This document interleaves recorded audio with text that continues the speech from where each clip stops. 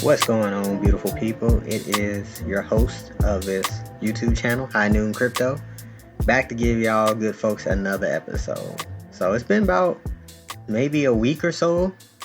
I think about time this episode comes out, probably close to 10 days since my previous episode, and I just wanted to take time to say thank you to everybody who commented, subscribed. More views than I expected, especially on a third video kind of deal. But I guess if you people are listening to me and they like what I got to say. But I'm back. I just got off a vacation, just took a week off and did some traveling around the country that I'm living in. And I'm ready to drop some heat for y'all. So forewarning, I might get worked up a little bit this episode, because this episode, as you see by the thumbnail, is about FUD. You know, that 3-letter word that people throw out so easily, you know, and some FUD is credible and some of it is just literally bullshit, you know. So I'm here to talk about this hex FUD that doesn't make any sense, this Richard Hart FUD that doesn't make any sense. Now, before I get into this, I want to provide some context, because context is always important. I am not a Richard Hart maximalist. I'm a Richard Hart realist. I realize that he's probably the realest person out here in this crypto space. He speaks the truth, and, you know, if what he was saying was lies, it would be easily proven. It can be easily proven wrong. But the fact of the matter is that, at least from as far as I can tell, he hasn't lied about shit. So, you know, the fact that the people FUD with the same old rhetoric, it's annoying. It's annoying as hell. You know, I'm not a Hex OG. I didn't get into Hex until the post-chain sacrifice. That was the first time I bought Hex. So it's not like I'm somebody that was through this, you know, the slings and arrows of the old days. But as this space, as Hex is continuing to be the last domino standing, as everything is just disintegrating around us, it seems like there's more and more FUD. And it's crazy. So I'm going to speak on it. That's all you really can do. You can speak on it. So I'm going to try not to go off the head. I actually got some topics written down. And I'm going to try to keep this episode to 20 minutes. So, let's try to get there together. So there's a few things that I see that are just constantly repeated. And I just wanted to come out and speak on it because folks are stupid. People are stupid as a whole. Persons can be smart or they can be intelligent or things of that nature. But usually people as a whole are stupid.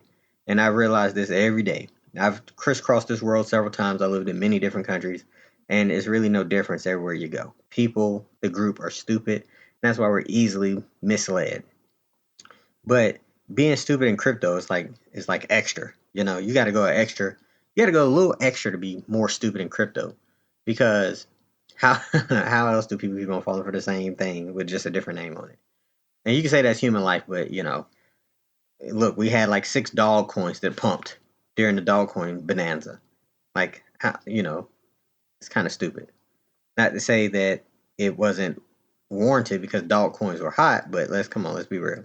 We went from Doge to Shiba to Husky to Satsuma to at one point they were just Akita. They were just picking names of Japanese cities or whatnot. And I live in Japan, so I see some of these names and I'm like, oh wow, like somebody really dug that out of their ass. But anywho, so one thing I've been seeing a lot lately in the comments I read is that Hex is forced to stake. Now, that's the stupidest shit I've never heard. That is so ridiculously stupid. Like, how dumb can people really be? But these are the people that are on the internet with 100, 200,000 followers. Now, either they're just trolling, which if they are, then that's pathetic. Because, I mean, you're going to troll behind a fake account about something. And that's, to me, that's always been whack.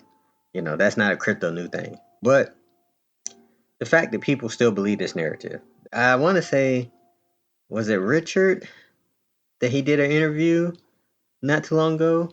And, oh yeah, I think he did with the kid. I think he was like from one of the Nordic countries or something. And he said, I think he said something about that, and he was like, "No, you don't have to stake. Like you're not forced to stake. You can hold liquid. A lot of people hold liquid. Only 10% of people stake. I know the one dude, Trayvon, live streamed a dude named Jerry or something. He looked like Jerry from fucking Rick and Morty, and sounded like him too with the dumb shit he was saying. But it was like you're forced to do this, and I'm like, what? Do people even like? Nobody reads, obviously, and reading comprehension is low. So most folks don't even know how to read, and let alone comprehend what they read. So as a result, we get this. We get people coming onto social media platforms and say, "Oh well, you're excuse me, Richard forces you to stake for 15 years and stuff," and it's just like, bro, do you have no concept of how not even crypto, but traditional financial markets work? Yes, it's described as a CD. And I was actually at the bank the other day and I was looking at CDs and they're pathetic. They've been pathetic for a long time. But if you were, I don't know, my dad's age, 50, 60, you used to be able to get a good deal on a CD. And it was a very, and truth be told, those deals were pretty decent. Because I remember him telling me that they used to give you like 15% on your money, which, I mean, that's not too bad, truthfully speaking, in that side of the world. But here we are in the crypto world, and 15% don't sound like shit, but let's not be unreasonable here. The stock market moving the way it's been moving the last few years, that's new. Before 2020, stock market, they 10% a year was a good year. You were getting pats on the back. You were getting a corner office if you could pull that off. So let's not act like, these are numbers to scoff at or whatnot. So you have a CD, and then you have Hex that have similar overlapping uh, ideologies. And it's like people come here. Has anybody ever forced you to go to your bank and do a CD? Has your bank ever forced you to do that? But somehow people have this, crazy notion that uh, Hex forces you to do it. And yes, if you were a Bitcoin free claimer, you had to stake. But newsflash, buddy, you got it for free. So yes, so you can't just come and dump it. Of course, you were made to stake. But those are the only people, at least to my knowledge, that were forced to stake. Everybody else just did it because, hey, if you're staked right now, you're not going to emergency end stake. You're kind of just holding and just chilling because there ain't nothing you can do about it. And that's kind of a good way to think about it in many sense. And that's what makes the staking so great. But for folks to come and say, yeah, if you buy Hex, you're forced to lock it up for 15 years and you can't get your money. And Richard steals it if you try to get it back before 15 years is all false. It's all FUD. And it's just stupid of people to say. And it just goes to show you how stupid people are on the internet. So besides stupid people saying that you're forced to stake Hex, let's talk about stupid furus who come out and just spread unnecessary FUD about Hex, about Richard Hart. Now, don't get me wrong. There's two kind of categories here. There's people who know Richard Hart is really smart and they just pick at small things he do, like the dude he debated in Sweden. I'm trying not to use people's names on this podcast or on this YouTube video, but that dude is super smart. Truth be told, I actually think he gave Richard some advice because he is a quote unquote expert on blockchain consensus. I think that's how Richard described him, and Richard realized that they did something wrong with the post chain, and that's why it got delayed. Because I want to say that the delay came out shortly after that stream. So, but he comes out and he's a troll and he does it on purpose. Then you have these other furus, the ones that are, I'm not even gonna say their name. The ones who tell you Bitcoin's going to 500,000 and then they're deleting tweets. They love moving the goalposts. They love finding these minute little talking points and trying to hammer it into existence. You tell a lie enough, people will believe it's true. The one I've been seeing people say a lot lately is, why won't Richard Hart come to the United States? So they're moving the goalposts. It went from Hex is the dumbest thing they ever heard of to Hex won't last a year to Hex won't last 2 years to, oh, talk to me in 5 years. Talk to me in 10 years. Oh, it already did a 10,000x? Let's see it do another 10,000x. Just ridiculously crazy goalposts they move. And they've run out of legitimate, well, they were never legitimate. They run out of things to say about Hex, and now they start to come for Richard himself. So the guy in Sweden made the comment, why don't you go back to the US? Now, I don't know where he's from. I want to say he is Swedish or he's European, and he must clearly, even though he's intelligent, don't understand how little fucks the U.S. give about respecting other people's sovereignty, jurisdiction, or anything. If they know where they're wanted criminals, especially one who's quote unquote a billionaire, is and they're running from him, they will come and snatch his ass up out of his bed in the middle of the goddamn night. That's how the U.S. works. There is no we're gonna willingly allow you to be on the run, and not are you like hiding out, but making YouTube videos and buying $1 million space diamonds and shit like that. It's not going to happen. So when people are like, "Oh, Richard's scared to go back to the states because he's going to be arrested," and Richard kind of dispelled some of that, saying like, "Well, the SEC can only recommend things to the Department of Justice, who put out the warrant." And like I said, and like he even said, he said, "Dude, I'm traveling to. I'm not hiding in countries like a Morocco or something who don't have an extradition treaty with the U.S. Like, wherever he's at, he did enough traveling. He was definitely in London for sure. 2020, was it 2020? The 2 year, or my bad, December last year for the Hex 2 year birthday party. Yeah, I'm pretty sure London has a very favorable extradition treaty with the U.S. and they would have snatched his ass up if he was quote unquote on the run for the law. Now, here's something that you find people who listen to this may not know, especially if you never traveled overseas, you never lived overseas. I am an American. I'm from Atlanta, Georgia. I have lived overseas off and on for the last 7 years. Actually, I'm lying. For the last 9 years. I actually prefer living overseas. I don't really even like coming back to the U.S. that often. The only time I really come back is when I want to see my family. And I'm not rich. So if I was rich and I could kind of have everything I want and live overseas, I would do it full time. It's really no question about it. So maybe he just don't want to come back to the U.S. because what really it sounds crazy to possibly hear, especially if you've never lived anywhere else. Because America is great if you're not American. If you're American, America's very average. You will go other places and your mind will be blown. But if you're like from these countries that I've lived in, yes, you would want to go to America because America does have unique things about it. You can literally be a nobody and the next day you could be rich because America is the land of opportunity in that essence. Versus in the countries I've lived in, if you're born poor, more likely you're going to die poor. You're born a farmer, you're going to die a farmer. So there's not that much, space for wiggle room. But yeah, not coming back to the States. Is that really what these furus, as all these, referral links they've shielded for Celsius and all these other, Ponzi's, literal Ponzi's, literal Ponzi schemes that are falling. They're being liquidated every damn day, it seems like at this point. This is what they've resorted to. Well, why won't you go back to the U.S.? The one dude, I'm not gonna say his name because he's an idiot. Richard called him out for deleting tweets and stuff. He said that. I'm like, bro, is that really what? That's really what you're grasping at? So every other slanderous thing you said about Hex and stuff has all failed. Hasn't come nowhere close to true. You look like a fool because you were saying, I told my mom to buy Bitcoin at like 45,000 or 50,000, and now Bitcoin is on a slow decline now, possibly 4 digits out of the 5 digit mark when you was claiming it'd be 6 digits soon. So it just goes to show you just how crazy these people are, because that's what they are. They're crazy. They're crazy and they're stupid too. And I can appreciate Richard Hart taking his victory laps and calling these people out, calling them scum, tagging them, because it's good to have stamp receipts because it helps dispels some of the FUD that's been done. Now, there's people that's going to FUD to their dying breath just because they don't like Richard Hart, even though they secretly love him, even though they're secretly invested in Post-Chain, Post-X, and Hex. They're just going to come out and say they don't like him because they feel like they're important enough that they need to save face with their crowd. And truth be told, they're not that important.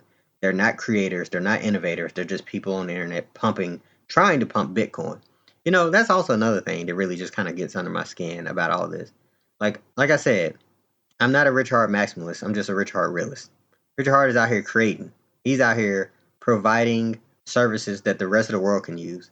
And 99% of people that FUD him, that talk bad about him, are literally internet famous people. And they're not even famous. I guess you can call them crypto famous, but they're not even like... I never even heard these people before. When I was in crypto, I never heard of these people. And then when I got involved with Hex and I started really learning about crypto, That's when I only heard about them because they clout chase off Richard's name. These Bitcoin maxis are pathetic. I mean, what are they doing?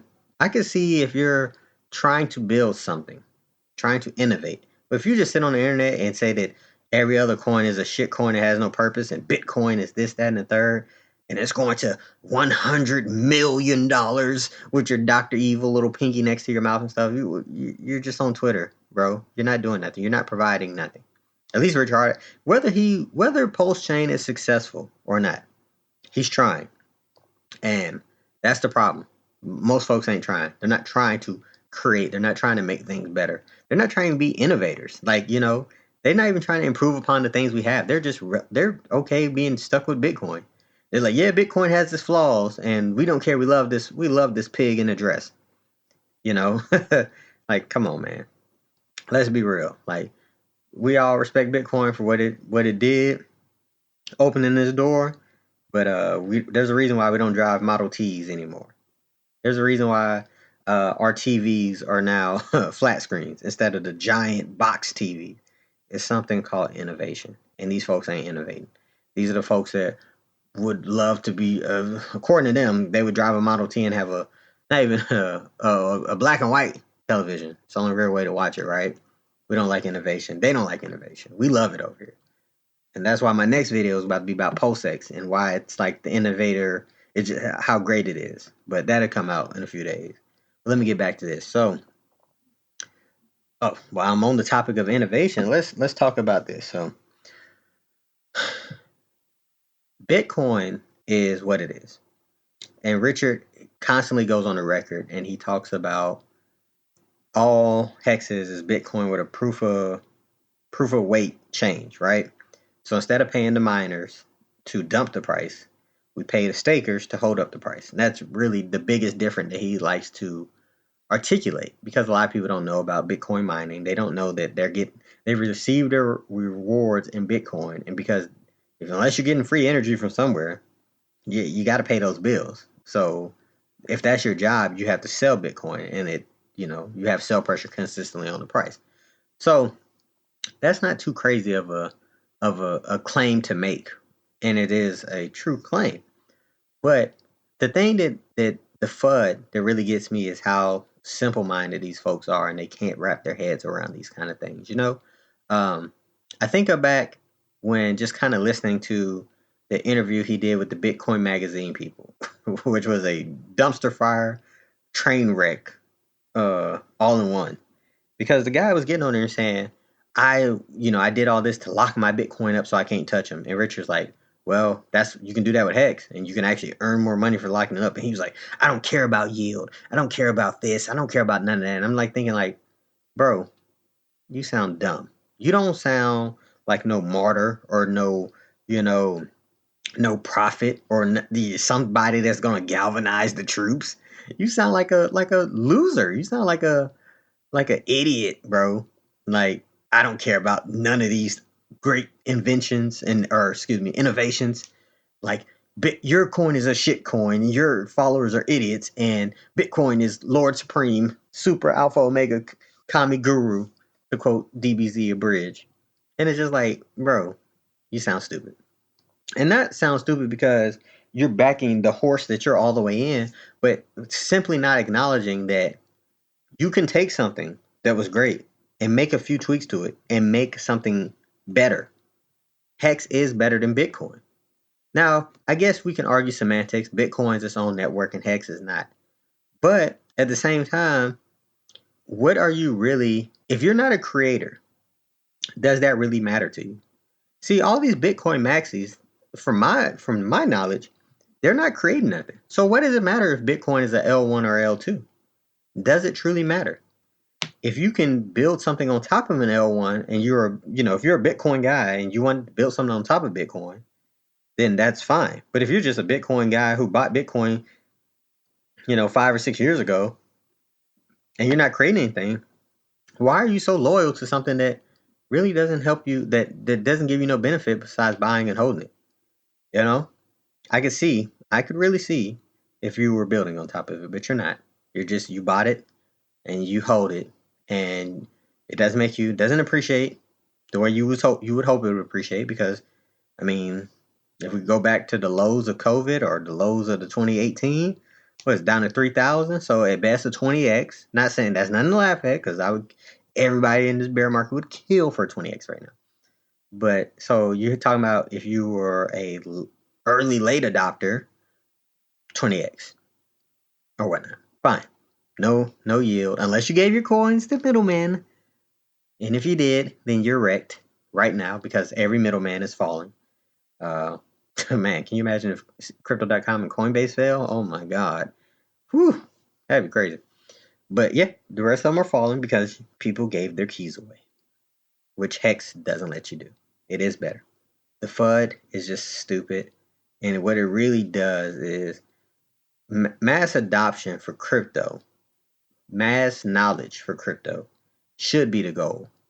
You inform people, hey, these are the things that we need to look for when it comes to these cryptocurrencies, whether it's developers, whether it's security, whether it's, the coding, immutability, whatever, right? This is what we need to be preaching to people, not preaching that stay away from Hex because the OA could rug. Let me speak on this before I go, because I'm starting to get long-winded here, and I wanted to keep this short and sweet. I'm going to speak on the OA, the biggest FUD, right? So let's just say, hypothetically, for the sake of this video, that Richard is the OA. Now, I'm just saying hypothetically because we don't know who the OA is, right? And actually, before I even get into that, let's think about how great of a service Richard has been. He has been purposely telling people to choose how you speak about these things you're creating, because the U.S. will come and try to strong arm you into putting you in a box and running your pockets. There's a whole big, is these cryptos a security or not? He goes out of his way to pass the Howey test, and people were like, oh, he's just doing that. They're still going to come after him. Well, they really don't have no legal basis to come after him. It's not, of course they can change the rules because that's just what they do best, but let's be real. He's out here, he's 3 steps ahead of the competition.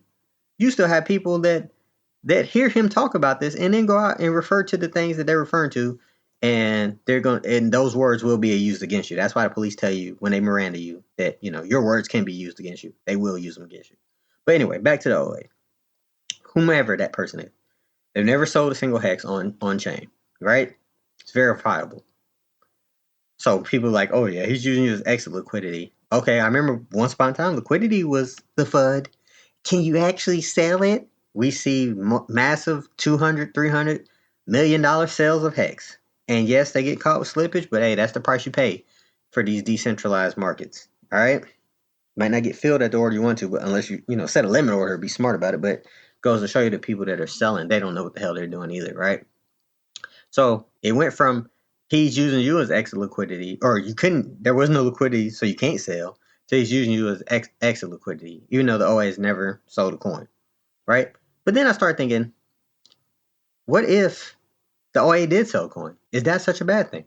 Well, as he just said today on the Fox News interview, Vitalik, Chainlink, all these guys are selling their coins. These creators, the Ethereum Foundation, selling their coins. But yet nobody says anything. Church mice, how quiet they are when it comes to talking about those things.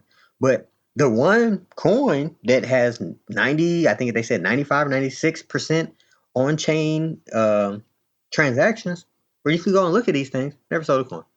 Well, maybe he has dummy accounts. The man created a product. How many of you, if you listen to this, and I truly want y'all to think about this, because I've owned businesses before. If you own something, if you create something, are you not entitled to the fruits of your labor, right? So do we really expect people to come and make these products that we use and then never receive any kind of monetary reward from it? That's absolutely ridiculous. That's a ridiculous statement to think about. I don't care if Richard did start selling from the OA account. You know why? Because he made it. He made the coin. Yes, you may think he has a large percentage of it. Who cares? He made it. If you don't like it, you could literally go to another coin, right? But then, you have Hexo that did a stream, in November, that showed that there's 20 other coins that there is more concentrated ownership. So folks are flooding us, and they don't even know that they're probably in coins that have more of a centralized ownership. This is how crazy. These are how unintelligent these people are. They just say things. The first thing that popped in their mind, they say it. They say it loud and they say it wrong, and it's silly. But one more thing about the OA before I go, because yes, I definitely need to wrap this up. What was the I guess the greatest? I'm not gonna say the greatest, but what is the one thing they use about Bitcoin? This is one of their talking points. Satoshi has 1,000,000 coins and they've never moved, right? We believe maybe he's dead or something. His wallet is dormant, right? Now, I'm just gonna say Bitcoin's at 19 million coins right now, right? Just to make math simple. 19 million coins. And pardon me for saying because I'm doing this, I should have had this pulled up. My bad, y'all. So that means that Satoshi now owns 0.05% of all Bitcoin. Now, this is after they've mined and created all these million more, right? So if there's less than 19 million out there, that means he owns a greater percentage. But the claim to fame is that, hey, those coins are dead. They're not moving. They're in a cold wallet. They've never moved. So we don't have to worry about 1,000,000 coins being sold all at once. If something unfortunate ever was to happen to Richard, I think it'd be a safe bet to say that those keys are going to go with him. Now, think about how they laud that for Satoshi, and think about if the same thing was to happen for Hex. I just want to leave y'all with that thought. And I'm not wishing that to happen to Richard at all. But the thing that they come out and FUD the most about could quickly, in tragic events, become, yeah. So you're talking about that 90% of the supply is gone forever? Yeah. Just ponder that for a minute and think about all the other FUD you see. Call out the haters. Don't let them get no free passes. Continue to educate the people that want to be educated. Because whether you agree with Hex, whether you like it, whether you like Potion or not, Richard Hart tells the truth. He tells people the truth about crypto. So if you can't respect nothing else, you should at least respect that. Unless you don't respect truth. In that case, ain't nothing you can do for you. Sorry. But sorry to have got a little ranty on you guys. Like I said, I could make this episode a lot longer because there's a lot more things in my notes I wanted to talk about, but I didn't get to. So I might do a part 2 later. I don't know. But if you stuck with me all the way through, I appreciate it. Y'all know I love you.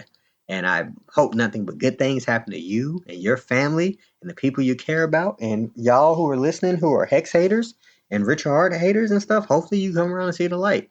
Because regardless if y'all want to admit it or not, he is the most... Yeah, I'm willing to go on a limb and say he's the best person in crypto. Like, not even not even the stuff he be saying, or like how he self-promotes himself, but hey man, he called people out by name and saying they're middleman scum and you will lose your money. And guess what happened? If you'd listened to him, you wouldn't be wrecked right now. So just keep on grinding, keep on shining, and hopefully y'all listen and you listen to me more in the future. But I'm out. I'll let your boy later.